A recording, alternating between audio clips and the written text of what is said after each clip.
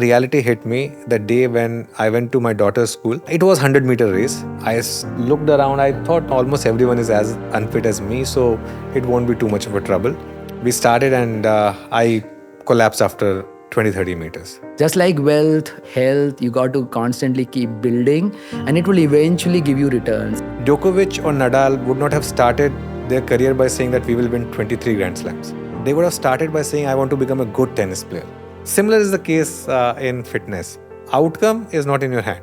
But if the process is good, outcome will be good as well. Parents who get up in the morning, do some exercise. Are you seeing any patterns in the adaptation of the kids when they're seeing something? Kids do what parents do. Kids don't do what parents tell them to do. The moment I started putting so much effort in fitness, my daughters started putting effort in fitness. I think the 20 to 30 lifetime is very underrated. That's the fabric of our society. But the most important time is in your 30s. If you are able to keep your body well between 30 to 40, your body will take care of you for the rest of your life. What is your toolkit today for your mental health? Every morning, the calm, soothing, spiritual music that helps me to keep my mind cool, to meditate. What's again your relationship with food? I'm quite a foodie. The eggs, chicken, fish, I really love eating all of that. I have a cheat day. Once you start to build muscles, once you start to lose fat, you realize that the cheat days actually don't do too much of harm to you. Hi, welcome to The Other Side. I'm your host Dilip, an entrepreneur and an endurance athlete. In this podcast, we will explore the experiences of high-performing individuals while unpacking their mental and physical fitness routines that took them to where they are.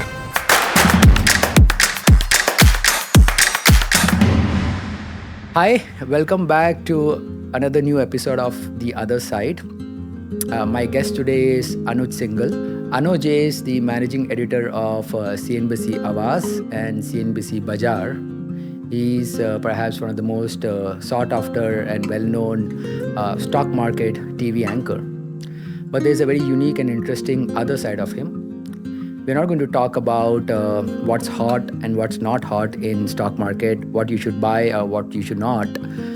But we're going to unfold and unpack the story of father of two, a caring partner who in his 40s decided to regain his health and fitness to stay healthy for the longest time for his family. His fitness routine, the toolkit, what he uses to stay healthy mentally, and much more. So let's get into the podcast and let's talk to Anuj. Anuj, thank you for taking time. Great to have you here. Dilip, thank you so much. And all the words that you said about me, I didn't know myself.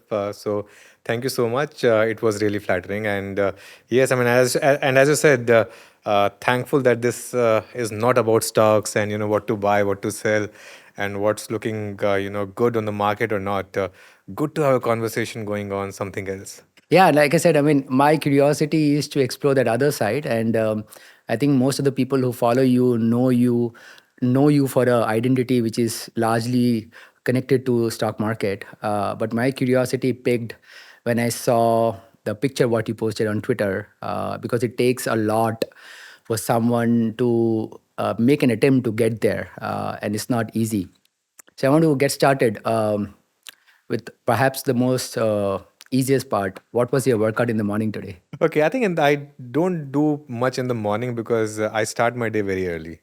Like I leave home at 6 o'clock in the morning, so there's not much time left for me to do any morning routine. Though ideally, I would want to do at least a bit of a sprint, or if not a sprint, at least a brisk walk at 5 a.m.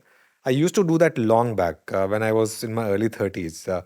But somewhere along the line, sort of just completely lost, track of that.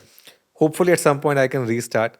But the issue is when you are getting into the mid 40s, if you have to leave home at 6 a.m., you anyway are getting up at 5:30, 5:15.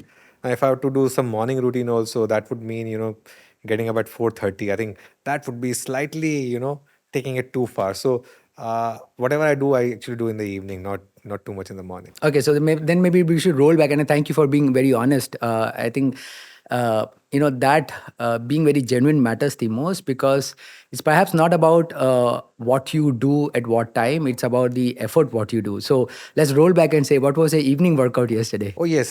So yesterday was my normal weight training day. I do 3 days of week weight training with my trainer. And one out of those three is for functional training, where I do body weight. Other 2 days is for normal body weight. So whatever my coach tells me, I do it. I mean, I don't ask him, why are we doing this? Why are we doing that? Because he's given me results. So like yesterday, we focused on legs. I think in the next one, we'll focus on chest and shoulder and triceps. And the one day is for back and biceps. And we keep rotating that. And alternately, I do cardio. One day of the week, I try to do swimming in the evening. And on Sundays, I run. Sundays, I normally run. I try to run at least 5 kilometers. I am trying to increase it. If the weather is good, I even do 12 to 13 kilometers. I have promised myself that I'll be doing the half marathon in November this year, so I'm training for that. So that's what I'm training for. That's mostly my routine is in the evening, and that's what I tell people. Because a lot of people ask me that, when do you get time? Simple answer is everyone has 24 hours. I make it a point, Dilip, that if I have to train, uh, and sometimes if I'm busy with my work, even if it means going to gym at 9 p.m., I'll go. I will not miss my gym session. If I'm not able to even do the 9 to 10 p.m. gym and I'm in a mood to exercise, I'll go and run at 10 p.m. Before sleeping, I'll go and run. But if I have to do the exercise that day, I have to do it. That is something that I'm very clear about. If during the entire evening I feel that I won't get a time, in that case, while I'm in office, what I do is I'll just put my AirPods, I'll just put a Kishore Kumar playlist, and I'll start walking and I'll start, taking stairs. There have been times when I've taken like 5 floors 5 times in a row. So I go up, then take a lift, go down, go up again, take the lift. So in my head, I'm very clear that today I have to do this much. Today I have to exercise this much. I'll do it. So there's a lot to unpack. I mean, I mean, you answered a lot, which I wanted to ask further about your routine. But let's get to the next. I mean, there's one about movement. Another is getting right fueling inside your body. So, what was on your breakfast plate today in the morning? Yeah, that's a good one. So my standard breakfast is I wake up and when I'm going to office, I eat a small banana, ilaichi kela as they call it in Mumbai here, the very small one. And then after that, I have heavy egg, egg heavy breakfast at 10:30. Okay, so is that equivalent to your protein? Yes, so that's I try to eat 4 eggs uh, around 10:30, either an omelette or half fry or boiled eggs. So 4 eggs is what I do at 10:30. Then at 12:30 or 1, I have my lunch, which is again very heavily into protein. So mostly it's grilled chicken or grilled fish or tandoori chicken. I try to avoid any kind of carbs with them. There are times when I give into that and have maybe one chapati or something or brown rice. So that's for my lunch. And then in the evening, I have 1 spoon of peanut butter. That's to take care of the good fat. That's also very important, by the way, good fat and good carb. I do that. And then I don't eat anything after 6 p.m. So around 6:15, I would have another round of protein. It could be via eggs or chicken or soya or anything basically, and that's it. After that, I don't take anything. So that's a fairly regimented Yes, eating routine, absolutely, right? So there's a absolutely. lot to unpack. So, I mean, I'll get to that, but I want to get started with the story of 100 meter, right?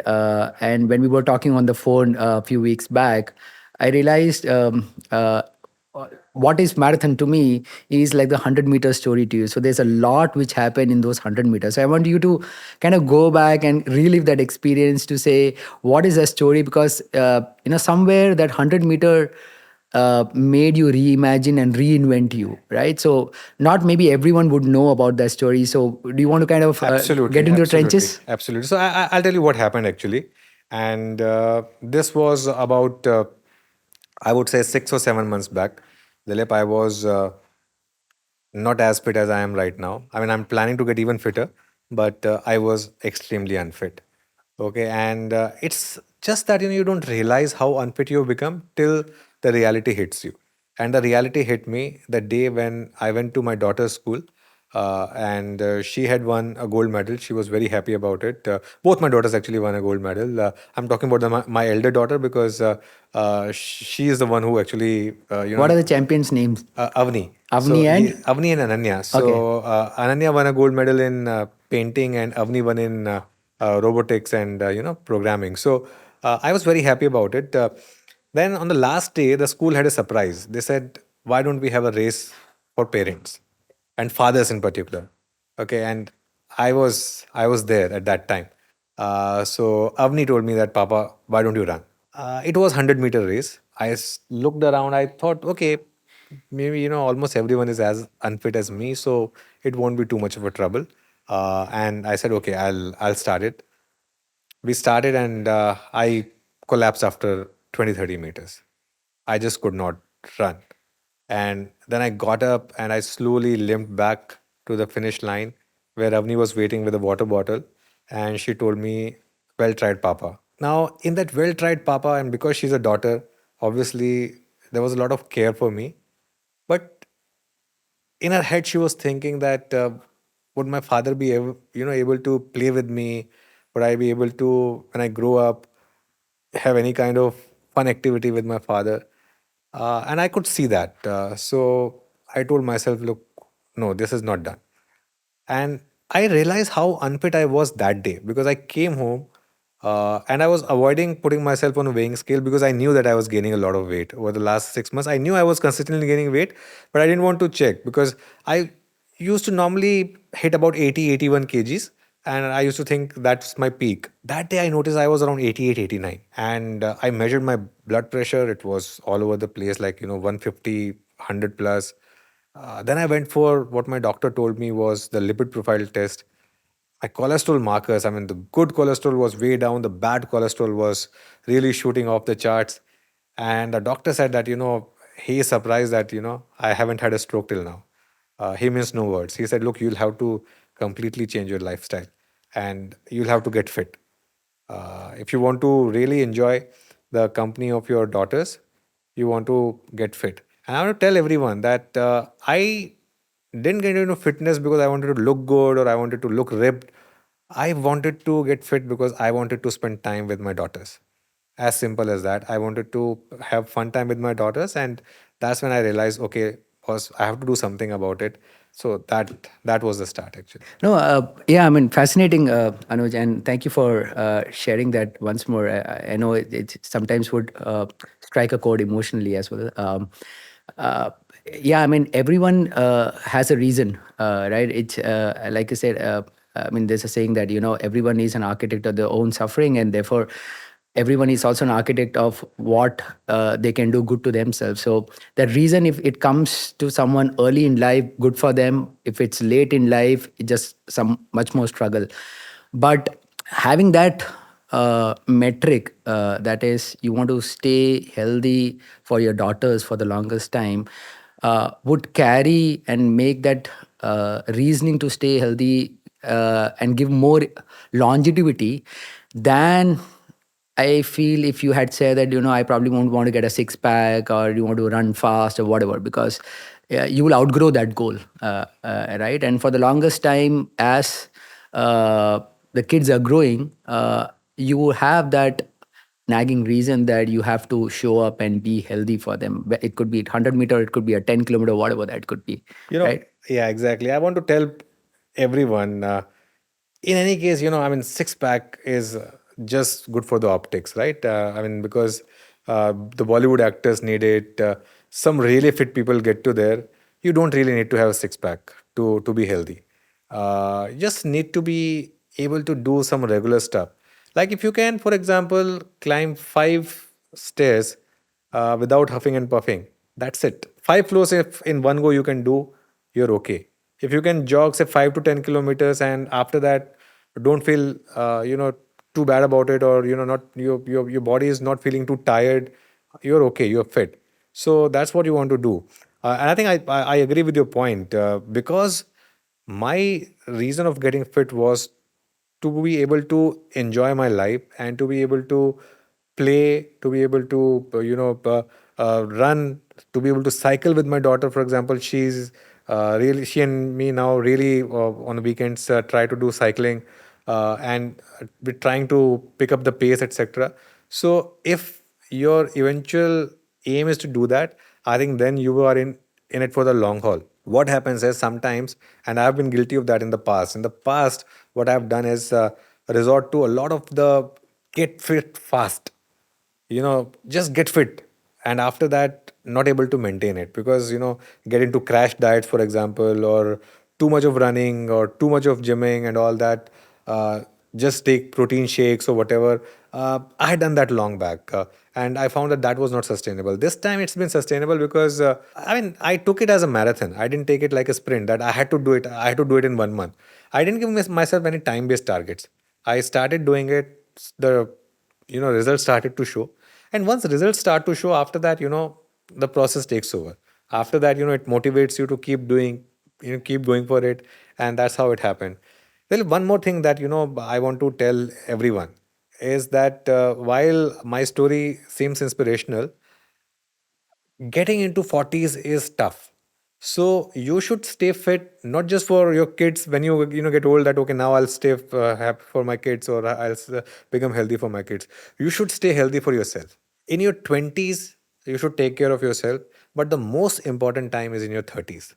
30 to 40 is the time when, I mean, if you are able to keep your body well between 30 to 40, your body will take care of you for the rest of your life. Yeah, yeah. So that I think is most important. And once you get into 40s, you realize how different it is. It's been very difficult this time around for me than it was say, in my 30s. No, totally. I'm absolutely agree to you because I think the 20 to 30 lifetime is very underrated because most human, both men and women, that age, they have income, they have, sustainability in terms of aspirational values. They want to buy stuff, they want to travel stuff, and therefore staying healthy is never that priority for themselves, right? And that's the fabric of our society because that's where chasing dreams and pursuing your endless goals come in.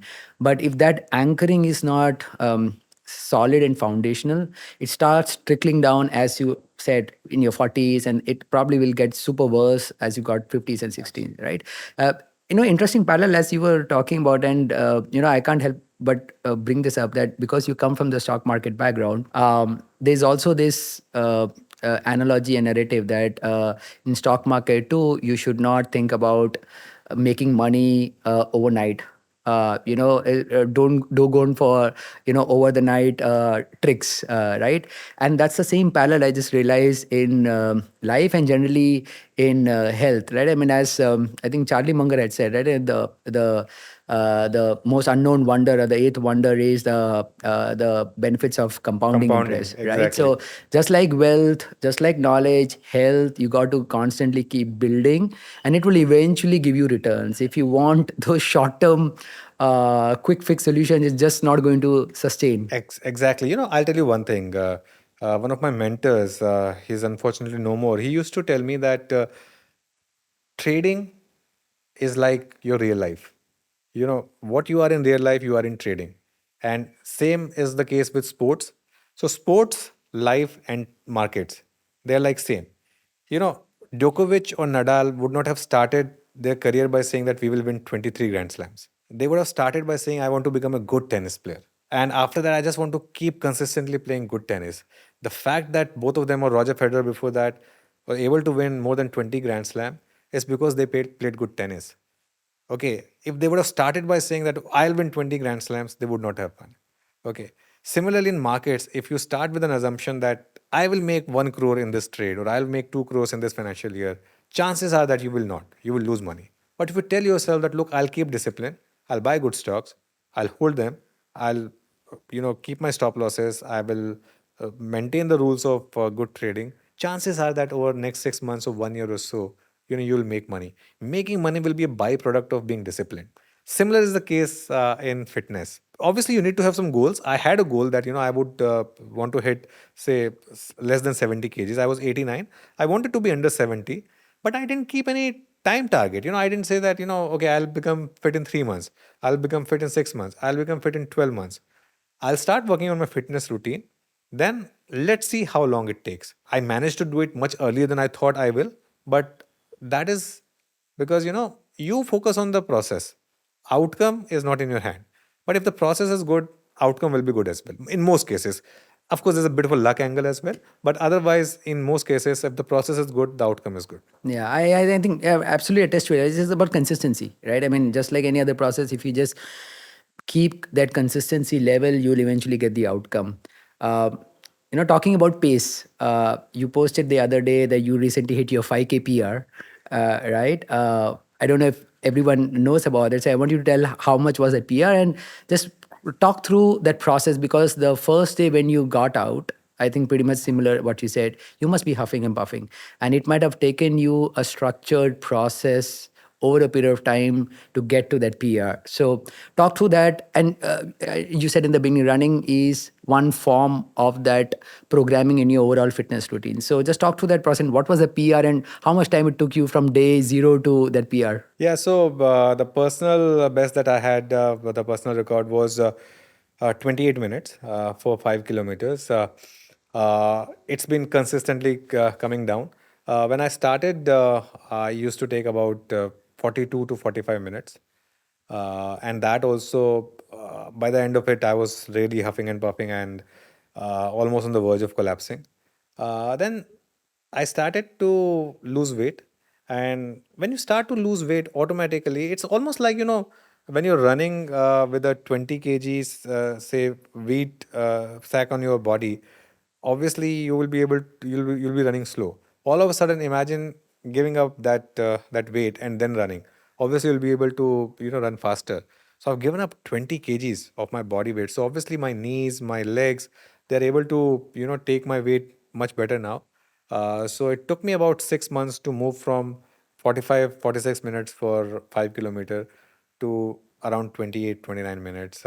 And look, again, I'm telling you this now. I don't want to reduce it any further because I am not in this to, become some kind of an athlete. I don't want to risk injury to my body. I know that this is now my near peak and I don't want to challenge my body. So I'm happy with 28 minutes for 5 kilometers. If I'm able to translate this, now my goal is to translate this into less than an hour for 10 kilometers and maybe less than 2 hours for a half marathon. Or let's say 2 hours and a bit, 2 hours and say 20 minutes or something. If I'm able to do half marathon, that's good. That's good enough for me to maintain a pace. I think that's most important. No, I can't, I mean, the more you speak, I mean, I can't help but to keep connecting the dots to Markets. the capital markets, Yeah. because, for everything, I think I see the reflection. It's just not about, going in depth. Then how do you extrapolate that? And you just put it very well. Like, I mean, how can that convert into a 10K timing, and how, because you're growing in a different tangent. Although you may not be growing at a 5K level, but you're growing in a different tangent and you're progressing to a 10K half marathon and hopefully very soon a full marathon. But yeah, maybe next year. Yeah, I mean, next year, hopefully, when we sit together, we'll be talking about either post marathon or a training of marathon. But no, it's interesting. And,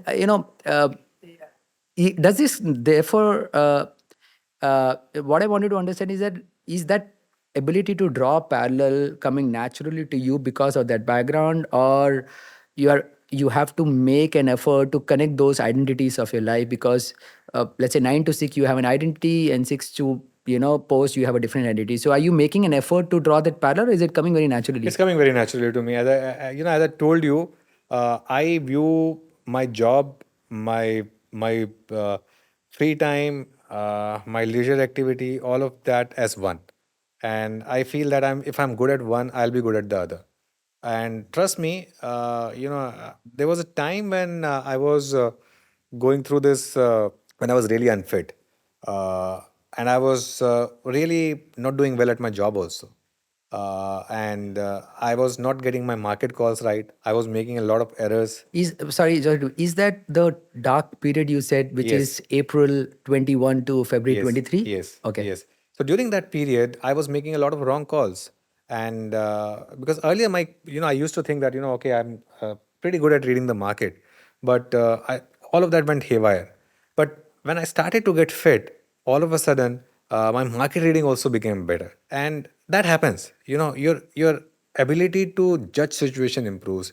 Your ability to make good judgments. Your ability to make especially when you are stuck in a situation where you need to make a judgment one way or the other.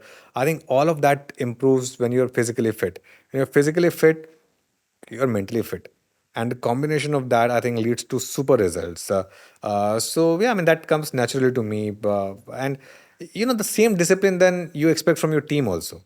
So for example, now I get very angry if someone from my team is not able to make it to work because he or she is not well. Because in my dictionary that does not exist anymore. I don't see why people should be missing work because they're not well. You should be taking care of yourself. If you're taking care of yourself, you will not fall sick. So all of that, I think, is correlated. And as I said, I used to drop a lot of parallels between, for example, I used to get inspired by Imran Khan a lot. I used to watch his videos, and very inspiring videos. He used to make these points that you have to be fit. You have to be fit physically. You have to be fit mentally. You have to be there. You have to every morning. You have to go out and hit the practice. You can't say that no, today I'm not feeling well, so I will not. You need to get the discipline. And once the discipline is there, no, Dilip, after that, you feel bad if you miss a single day. For example, there have been days when I feel in the morning that okay, I have fever or whatever. I don't want to go to office, but then inside say no, no, no, just go, you'll be fine. Just go to office, you'll be fine. I think it's 1 year back I would have just messaged, I'm not coming today, not anymore. I'll just get up, go to work, finish my day, and then come home.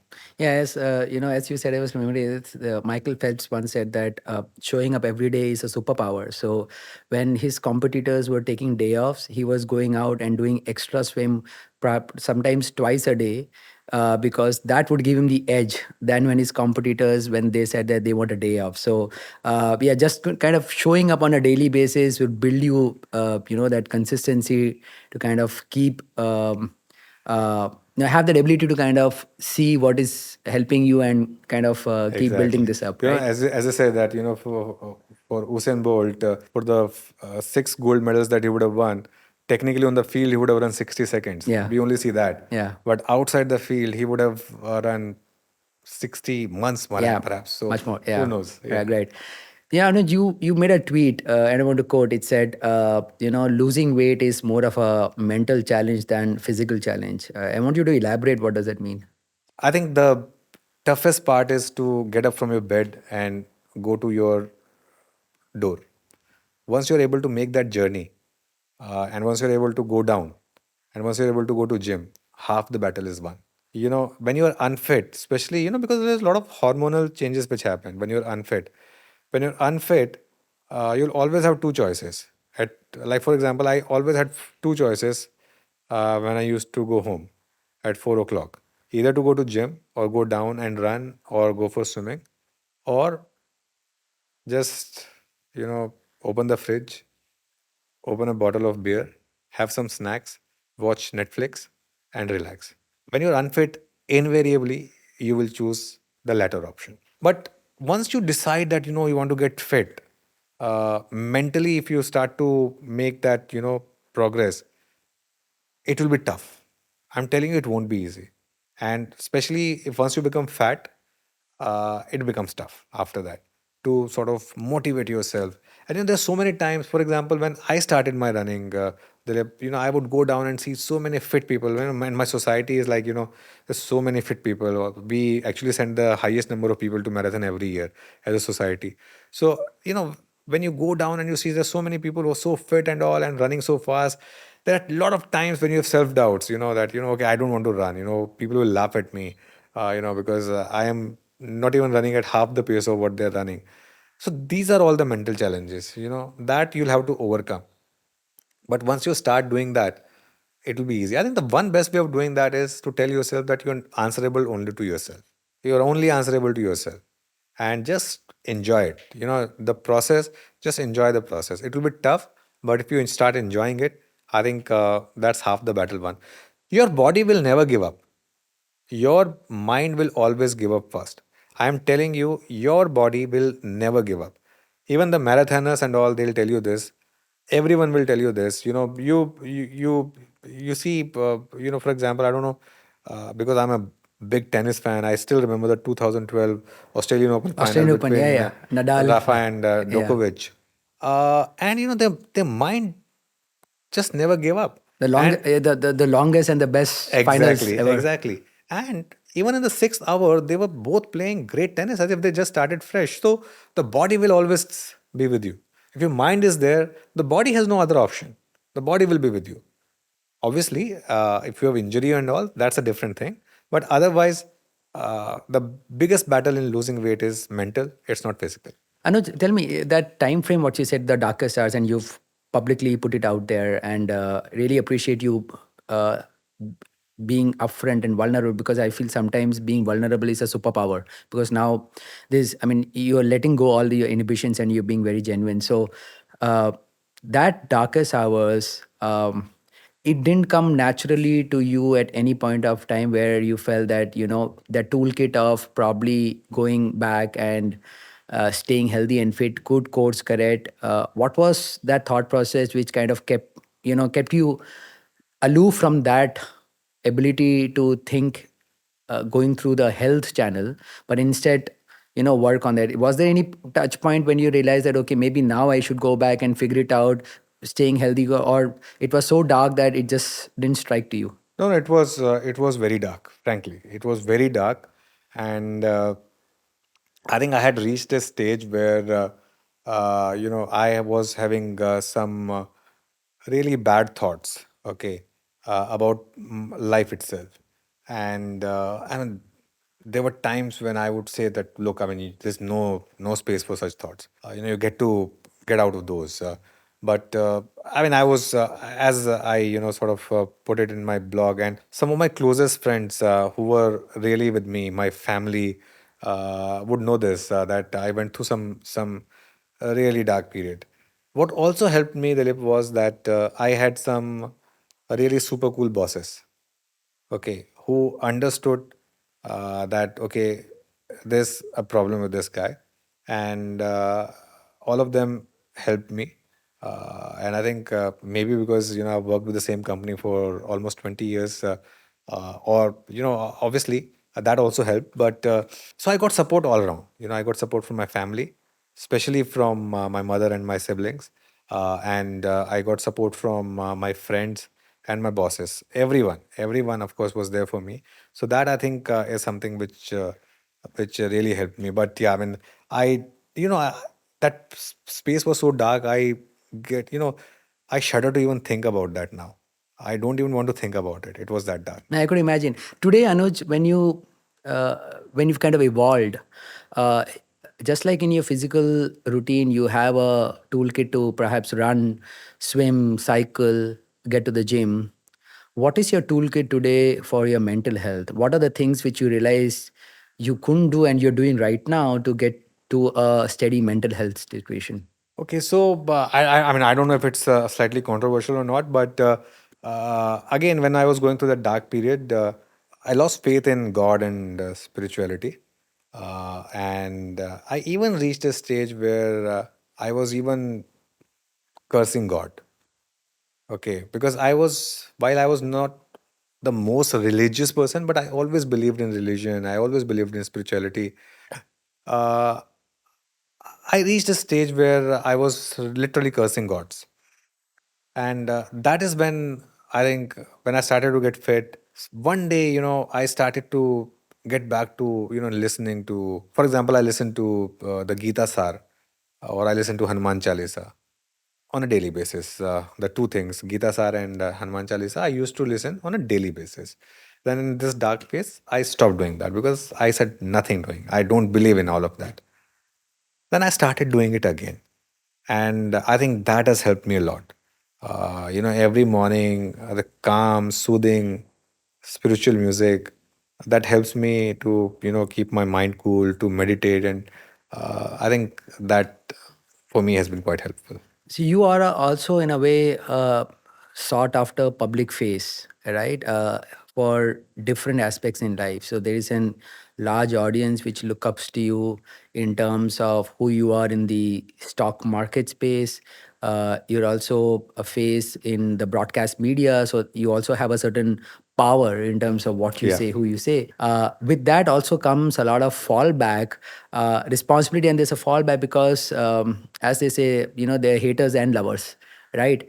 And with every hate also comes a huge mental setback, because one small word can put you down and could also roll you back, and it can impact you mentally, right? And I hope you don't, but I'm assuming you might be frequently experiencing those bouts because you're out there in public, right? So in situations like that, what's usually your protocol? I mean, when something nasty comes your way, how do you react? How do you kind of still get back the semblance of mentally being, ignorant to these things? The answer to that is very simple.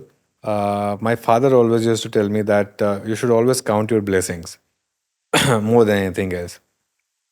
And I think it's there for everyone to see. You open any of my tweets. If you will find, say, 100 comments, 90 of them would be very positive. Okay, I'm not exaggerating. 90 of them would be very positive. Around 4 or 5 of them would be slightly, critical, and the rest 3 or 4 would be abuses. Okay, which is something that you can't wish away. You're a public figure, that will come your way. Rafa, for example, on his feed would be getting a lot of hate. I think Shah Rukh Khan would be getting a lot of hate. And I mean, we are nothing in comparison to them. We are just very small. I mean, in our own field, perhaps a decent celebrity, but in the larger scheme of things, very small celebrity. So, in that sense, I always look at the brightest side. I look at those 90 positive messages and those negative messages that come to me, Dilip. What I do is I just mute them. Look, I am very clear about it. I am all for constructive feedback, constructive criticism also. And if you counter me with facts without getting abusive, I'm okay. Where I draw a line is if someone just abuses me. That's when I just simply mute or block and move on. Simple. Earlier, it used to impact me a lot. Again, when I was going through the dark phase. But now I don't care. I just look at for every one bad comment that I get, I look at the 10 good comments that I get again, and I'm happy about it, and I move on. Yeah, so I mean, it reminds me something like a law of proportional size. Like back in the days in school, I remember when I wouldn't score good, I would look at the topper, how much he or she has scored. Yeah. And if he or she also haven't scored that well, it's just an assurance to me, okay, I'm not that bad because if the topper has scored 75 and I am probably at 55, I'm still okay. So I mean, I think I get what you're saying, because often in life it happens that when we counter and we cross paths with problem, we just have to visualize a situation. What if it was a 10x bigger problem? Absolutely. And then that suddenly looks very miniature. Absolutely. I think there's a very interesting video of Jackie Shroff, which is available on YouTube, where he's talking about the fact that, look, everyone's life has got some problem. Everyone is battling something or the other. You don't know about their battles. Okay. But you will always find at least 10 people around you who would be fighting much tougher battles and much bigger battles than you are. Yes, you will always find those people who are happier than you, but then जैसे कहते हैं हर किसी को मुकम्मल जहाँ नहीं मिलता. So you have to find happiness in what you have. Yeah, no, no, very well said. So yeah, you spoke about your usual routine in terms of fitness. So Monday to Friday you are at work and Saturday Sunday is off for you. Typically, what's the routine once you get back from work? You probably might be doing some physical regime. What's usually a post routine? Like, how does it go back till you hit your bed? What's your routine like? So, what I do, Dilip, is because, as you said, Saturday and Sunday is my holiday. So, I try to maximize that. So, Saturday, I do my heaviest weightlifting. and Sunday I do running. So that's back to back. So Monday I take off, and Monday in any case my gym is closed and my swimming pool is closed. So in that sense, for maintenance. So in that sense, it works for me that I take Monday off. So Monday is when I keep all my meetings. Monday evenings from 3:30 to 6:30, 7 is for all my meetings. People normally keep the meetings on Friday. I keep all my meetings on Monday because I have adjusted my timetable according to my fitness schedule. So Monday I take care of all of that. Yes. Uh, on Tuesday I do weight training. Normally it's 5 to 6, but sometimes 6 to 7 also, depending on what time my trainer is free. So Tuesday and Thursday, the 2 days I'm very particular about that. This is the time zone. So Tuesday and Thursday I don't fix any meetings because unless of course it's really urgent and really big, which is something which I mean I can't do without. So Tuesday and Thursday is reserved for my weight training. Wednesday is one day where again I try to do meetings or I stay in office maybe sometimes for longer to finish the work, etc. But even on Wednesday I try to do swimming or cardio, even if it's at 8 p.m. or 9 p.m. But I try to do something on Wednesday. Friday is when Friday gets really interesting because Friday is normally when, because there's so many pending requests by the end of the week to meet people, social obligations. Friday is one day where you have to do that. And Friday I'm in office for longer because I'm doing a weekend show also. So Friday, what I do is till 5 I'm in office, and after that I try to fix a couple of meetings or whatever, and I try to be home by 8:30. And Friday evening I try to go for brisk walk because then next day I know that I have to again go for heavy training. So Friday evening I go for brisk walk or cycling, keep it light basically. Yeah, that's So, it. so your life seems to be a very regulated and regimented in terms of your calendar. Programmed. Like, It's programmed. It's yeah. almost every week is same program. So, it gives me an impression that your work, like for most people, meetings are on your on their calendar. For you, even your exercise routine is on your calendar, right? And considering that the work what you do, I would assume it won't come that very easy because you are again prioritizing that evening 5 to 7 for your fitness than something else, which perhaps is not part. So, is it? And considering you have evolved, is it? Has it been easy or challenging to get to that state where you say this is a priority for me and therefore it's slotted on my calendar and therefore a lot of other people who requires your attention doesn't get that, or you had to really make your way out to just to kind of make it programmed? No, no, I think that's a very good question. So, what happens is, and when you start to learn, say, driving a car, right? It's tough. Once you do that for 20 years, after that, you program, right? You know how to ride a car. And at that time, you can do a lot of things. You can listen to music, times even if it's legal, talk on phone while using Bluetooth or whatever, and you're programmed to drive the car. I think what I do is because I wake up early and mornings, I'm very clear about that morning is for my work. So I get in my car at 6 a.m. and I start reading. So my actually I reach office at 6:30, but I get in my car at 6 a.m. and from 6 a.m. my work starts. I open my laptop and I start working. 6 a.m. I am on the work, and by the time I reach office, I am done halfway through my research. The rest half is done after I reach office, and because I have to make sure that my viewer gets the best. At 8 a.m., I owe everything to my viewer. At that time I can't be thinking about my fitness regime or what I will do in the evening. At that time the only thing I'm thinking about is how will my viewer benefit from my show. And keep in mind, I am in a field in which people make a lot of investment and trading decision based on my research. Okay. And there's a lot of trust factor. I talk about, okay, today the market is looking weak or today the market is looking strong. And on the day when I say today the market is looking weak, people actually short. And on the day when I said today the market's looking strong, people actually buy. Okay. So by the end of the day, I don't want people to be losing money because of me. Invariably, it will happen despite my best efforts. And that's part of luck. But consciously, I want to make sure that at least my calls are right. So for that, there's a lot of research required.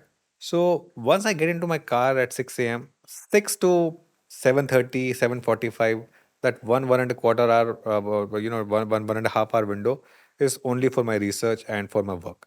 I don't let any other thought, enter my brain at that time. And once I start my show at 8 a.m., 8 to 10:30 I'm on air. It's just that, 8 to 10:30. After that I have my breakfast, then 11:30 to 12 I do another show.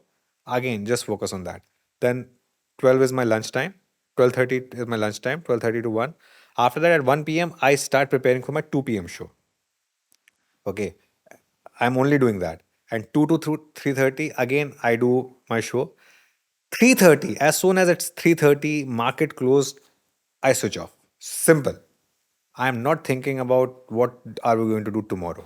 And that the way you toggle, is there something you worked or has it It's come come to? naturally to me. Okay. It's come naturally to me. One advantage that we have is that compared to a lot of other professions, for example, in investment banking, right? You're thinking about the deal that you're working in, okay? Or you're working in the next big CEO that you have to hire or whatever. For me, it's daily routine. Market closes 3:30. After that, I don't care. Then my viewer comes back to me next morning because I have a set viewer. After 3:30 I'm not looking at any new trajectory of viewers that okay I have to now address this set of viewer also. My viewer is very loyal. He'll come to me, he or she'll come to me at 8 a.m. and he or she will switch off at 3:30. So that's the advantage that I have, that okay at 3:30 I can literally switch off and come back next morning. No, interesting point to segue. So in the beginning, you actually went in detail. Thank you for that, for talking about your nutritional programming.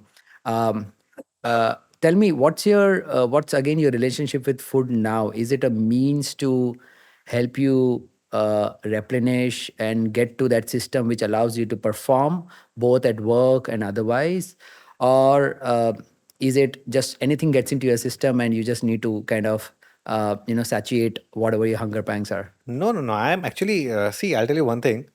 I'm quite a foodie. And luckily for me, all the food that I eat is also very tasty. For example, the eggs, chicken, fish. I really love eating all of that. And this is something that anyway, it's not something as if it's a boring food or something. I really like eating all of that. Plus, I have a cheat day. I have a cheat day. I think it's very important. And once you start to build muscles, once you start to lose fat, you realize that the cheat days actually don't do too much of harm to you.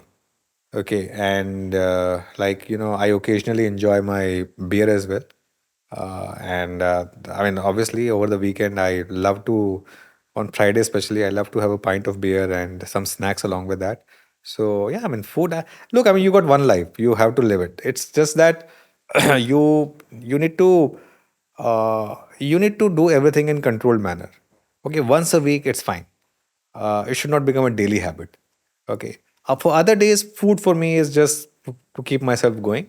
But yeah, I mean, I enjoy. I mean, having good food. What's your again protocol around social media? Like we said, you got. I mean, that's also in today's world a significant part of our life as you dedicate to work to personal life, right? So, is there again kind of a routine, or is it like need basis on demand? Like you have a structure, just like your check-ins in your physical fitness routine and your work. Do you have a check-in time, or is it kind of on demand? On demand. Whenever I have anything nice to say, I put it. I went through a period where I was putting a lot of controversial stuff on social media, and then I realized it was not worth it. And simply, whenever I'm about to post a tweet, I just ask myself, is this going to do any kind of value add to my viewer? If the answer to that is no, then regardless of how tempting it is, I won't tweet it. I've stopped tweeting completely about politics. I used to do that a lot. Now, no matter what happens, you would not find a single tweet of mine, political tweet of last 2 years. And you said it's not worth it. Is it because it was causing any harm to you, or you just realized that it's not adding value to It's not anyone? adding value, it's causing harm because, especially when you have so much of right now, kind of environment where in which the people are either on the left or on the right and there's no sort of middle path, it becomes very tough.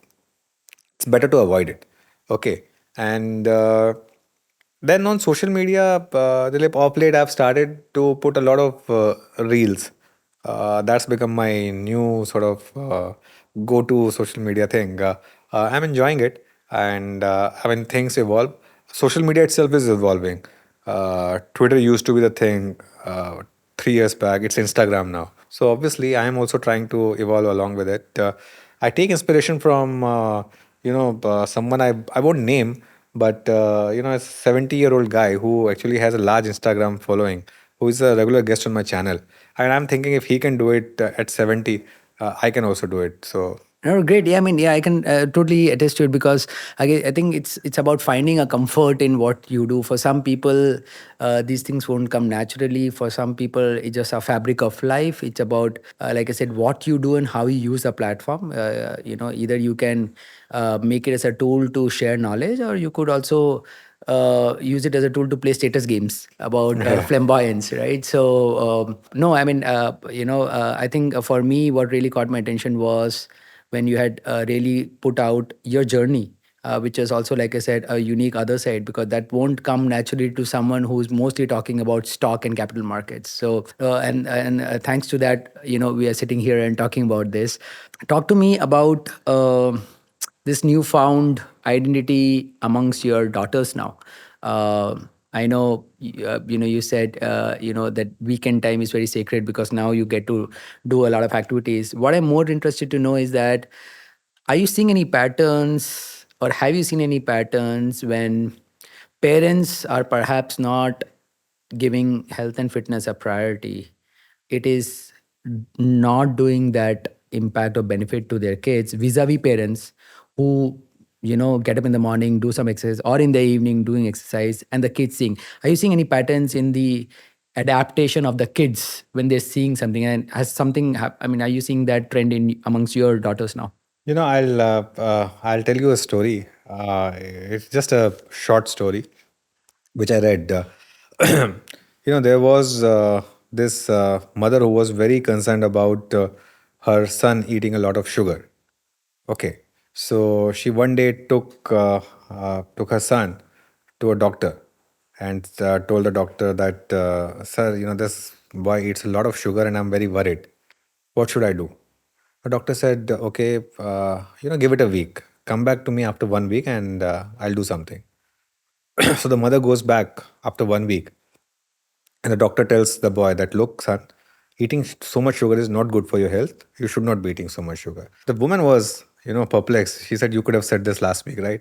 Why do you tell me that come back after 1 week and then tell me this? The doctor said, because look, I myself eat a lot of sugar. So how could I tell this boy that, you should not eat too much sugar? So for 1 week, I stopped eating sugar. And that's when I told her. So earlier, when I used to tell my daughter Avni that you should go out and join Striders, for example, and run, she would not give it too much importance because I was not doing it, right? If you tell your kids stop watching TV, but if you yourself are watching TV, trust me, they will not stop watching TV. But if you stop watching TV yourself and start doing constructive things, kids will start doing constructive things. Kids do what parents do. Kids don't do what parents tell them to do. Okay. For every parent, I'm telling you that your kids will do what you do. They will not do what you tell them to do. The moment I started putting so much effort in fitness, my daughter started putting effort in fitness herself. She's very clear that she wants to go for a swimming. She's very clear she wants to go for a striders run. And I'm happy. She's very clear that, on one this day she wants to go for a gymnastic classes. So that makes a lot of difference. Yeah, I mean, absolutely agree. I have a 2-year old, and at home, I have started seeing that when I am exercising, he's coming up to me, he's exercising. He already knows that his dad is a runner because he sees when he wakes up, for that reason, I'm not there. So when I'm back, he knows that I'm come back from a run. He can pinpoint on the wall that my medals are there. So he Yeah. knows I am a runner. And You I've have that seen, medal ball? I I mean, have a that. medal ball. Yeah. So, I mean, of course, these are no winning medals, but these are participating Participation medals medals, which I've yeah. done. Yeah. So I have that ball where, if someone points him out to him what the medal is, he will point to the medal. And he's just 2 years. So as he's growing, he knows that his mom and dad are giving priority to fitness because I'm seeing that, and I'm seeing that in the past also, right? I mean, for example, in a society, every parent wants their kid to be high priority to reading books, but they themselves are not reading books, Exactly. right? So it's just too unfair to expect your kids to pick up a book and read when you are perhaps watching TV or you're on social media, Exactly. right? Exactly. So yeah, it's ironical, but I think well, to the point you said, yeah, I mean, kids would never want to listen what you want them to do. They would rather see and have a reflection into Kids who will you are. simply do. Kids are your reflection. Yeah. I mean, what you are, your kids become. Yeah. Very simple. Yeah, yeah. Has that impact now kind of also resonated to your workplace? The Anuj Singhal of 3, 4 years back and this reimagined. Do you see your colleagues, your workplace having some reflection to this new person, this new colleague and boss? Oh, absolutely, absolutely. I think I've found, people have newfound respect for me. Not that they didn't respect me earlier, but I think I've motivated a lot of people. Philip, I can say that a lot of people come to me and ask me for fitness, not tips, but the motivation.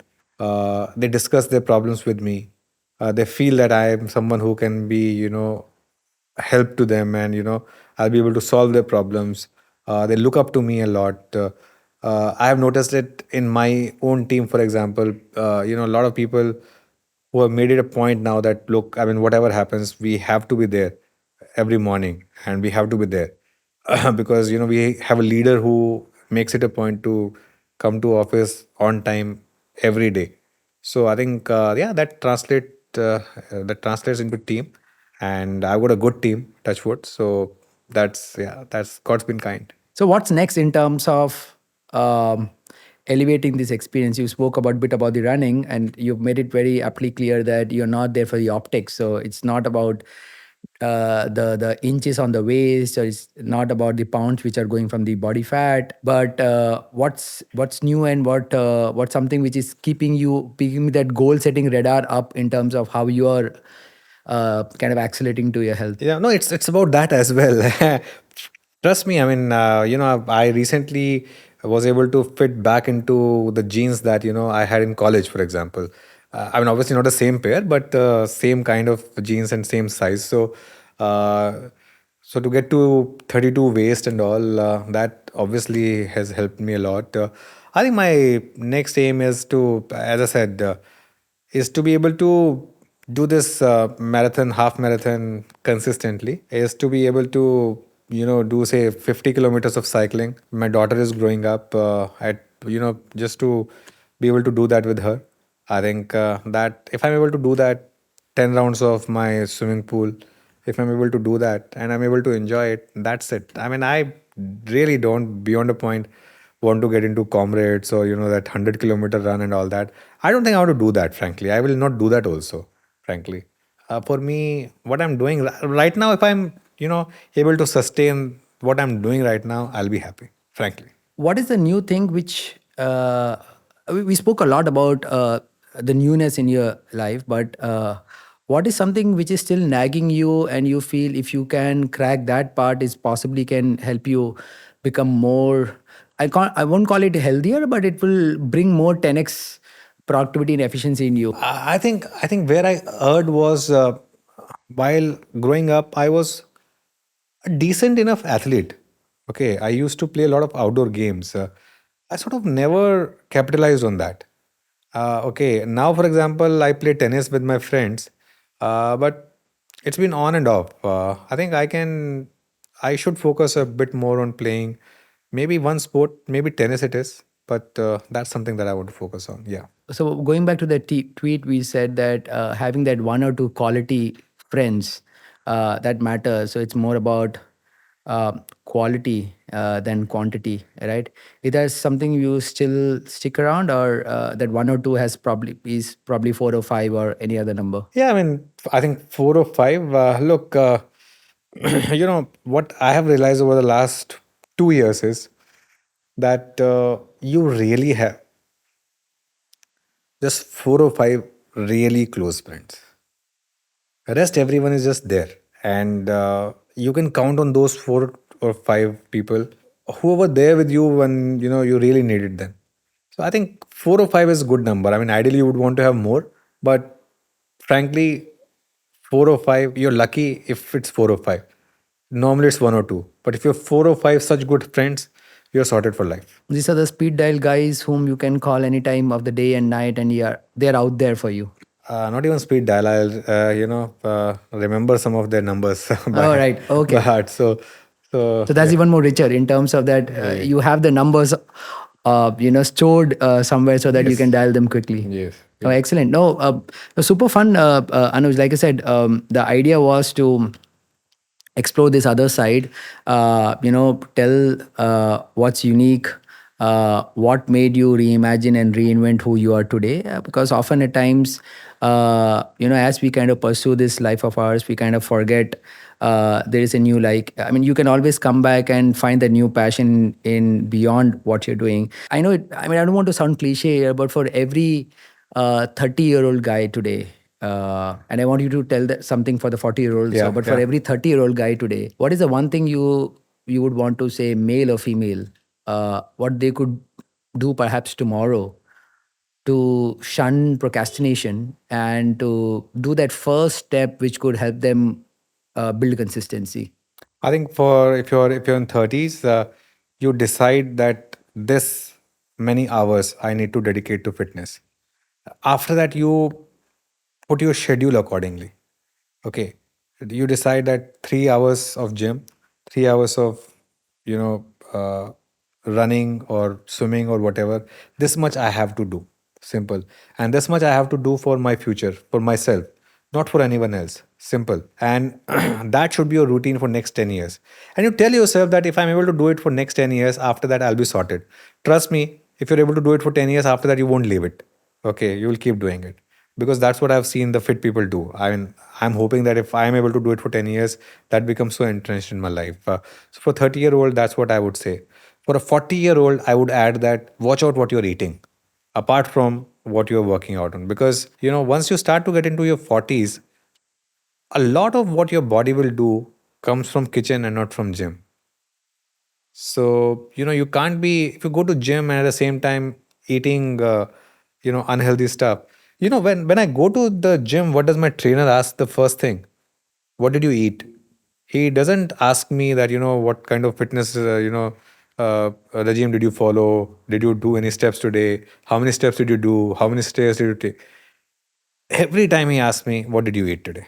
So when you get into your 40s, apart from what you have to do into your 30s, plus focus on what you're eating. No, Anuj, no, it's been super exciting, and it was such a fun to unpack that other side of yours. I think it's very important for the audience, and the purpose I do these conversations is essentially to create that understanding that it's never too late. I mean, it might sound cliche, but it is never too late. It's about finding that reason, and everyone has their own reason. It's finding that reason. I had a reason, you had a reason, and everyone has a reason. Perhaps they don't have, they haven't come to a close quarter to understand that the reason is there, and they want to kind of change gears and get back to Oh, something. absolutely. Dilip, when you called me, and I was really excited about this because I tell you what, that tweet thread that I put out, in which I put out that picture, I mean, after Nitin spoke to me, that got almost 1 million hits.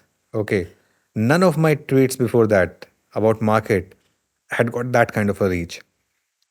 So obviously, I could have sensed it that it's inspiring people. So the fact that we want to take it to more and more people. Once you start to get fit, something happens. You want everyone else to also become fit. Yeah, so true. That is such a great aspect of being fit, that you want others to also progress. When you're unfit, you want the whole world to be unfit, but when you're fit, you want the world to be fit. It's a very sadistic way of saying that because I am losing, so I also want the world to lose. Yeah, and you want world to sort of gain from your perspective and from your example. And yeah, I mean, frankly, as I said, I have touch wood been able to inspire a lot of people, and I hope to continue doing that. No, I really want you to do that, Anuj. I mean, we need more evangelists and protagonists, and not perhaps fitness influencers who perhaps do that job, because I mean, today's world, we know that I mean, nothing bad, but the Bollywood celebrities and the sports personalities, they're doing it for a reason, because that's their job. They're paid to do that, and they're paid to look good and stay fit. But when I may call the average A Joes like you common and man, me, yeah, absolutely. Yes. when we do that, it comes Yes. from a lens of what is the motivation, and Yes. because it's we have to understand, it's a very painful and a sadistic routine to put yourself under physical pain. It doesn't come easy. You can easily slide into your blanket and get that extra few hours of sleep, but it takes a special to get up in the morning, go out. If you're in Bombay, you have to sweat most of the time of the year. If you are somewhere in north during winter, you have to brave the cold. So it takes a special person to do that, when you are not, like you said in the beginning, you're aiming to go to Olympics, or you're aiming to be a pro athlete, right? You are still an average guy who's trying to get food to your plate, have kids, and a wife to go back to home to. So thank you for doing that and inspiring people, and I really want you to keep doing that a lot. Once in a while, maybe go off the grid and tweet about what you ate and what you worked on, because it will continue to inspire a lot of people. And I really hope to sit and do another conversation with you, hopefully maybe after a 10K, Yes. and see Maybe another. after the next year, when we are able to both, I mean, obviously you do full marathon. Hopefully next year. If not next year, then definitely the year after that, I plan to do a full marathon. So hopefully next year itself, by the way. No, I'm So definitely excited. I so really want to come we'll back. sit together and I really have want to one more come back and conversation. have a conversation again, because it just, I mean, everyone listening and watching, they would also have a time goal that, okay, they saw Anuj of this version. Now, let's see after 12 months where he is. So that would be a good timestamp for us to end this conversation. But thank you, Anuj, once again for taking time. When you were talking about your schedule, I realized, okay, today is another kind of a light day for you because it's Wednesday, right? So technically, it's easy for you. So thank you for taking the time out and I, having I, this I, conversation. I told you that except Tuesday and Thursday, Yeah, any other day I'm fine. So yeah, now you know why I told you that. But yeah. thank you, Dilip, so much for setting this up. And you came from Bangalore for this. So thank you so much. And it was lovely talking to you. And your own story, by the way, that was very inspiring. I mean, after you spoke to me, I went through your own journey. That was very inspiring. No, thank you. And No, yeah, like you said, thank you so it's. I much. think, like you said rightly, right? I mean, when you get into that territory, and you reimagine yourself, you want everyone around you to do that, and I think that's my goal. And it's a collective vision we have got to have this conversation, because. We are kind of unbiased, because we don't have to sell anything. We don't have Exactly. to ask Exactly. people to click anything. Exactly. We just, I mean, I just want these stories to go out and people to stay healthy. So once again, thank you, and we'll catch up with you again Thank soon. you. Thank you. Thank you, Dilip, Yeah. so much. So Thank you. yeah, so that was Anuj. I hope you enjoyed that conversation, knowing his other side. I hope you got some reasons to go out tomorrow or today evening, whenever you're watching or listening, to get out and explore your other side. Thank you for listening and watching till the end. If you have any feedback for me, please share on LinkedIn, Twitter, or you can leave your comments on YouTube.